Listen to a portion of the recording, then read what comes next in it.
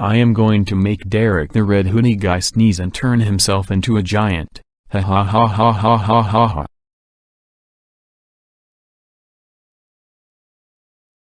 Ha ha ha ha ha ha ha ha ha ha ha ha ha ha ha ha ha. I am being tickled by 1,000 corgis excited to meet me. Uh-oh, I feel like I am going to sneeze. Ah, ah, ah, ah, ah, chew.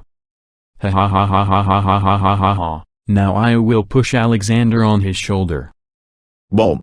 Ouch. John the troublemaker, how dare you make me sneeze, turn me into a giant, and push Alexander onto my shoulder. You know that pushing people on giants from rooftop is never okay. That's it, I am making a giant take you home. Let's go home right now. I am waiting for the bus to take me to the airport so I can fly to Las Vegas. Whoa, that was crazy, the giant is so fast. I hope that no one turns me into a giant and throw Alexander on my shoulder. Now.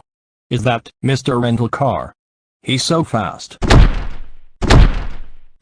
When we get home, John the troublemaker, you will be in big trouble, because I will be telling your parents about what you did. Because what you did to my human friend Alexander is not okay. John the troublemaker, how dare you make Derek sneeze and turn him into a giant? You know that it's not okay to do that.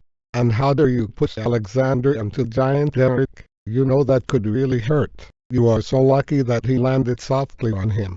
That's it. You are grounded until Alexander goes to visit Ruben Gonzalez in Disney World. Mr. Rental Car will put us down, and after that, go to your room right now.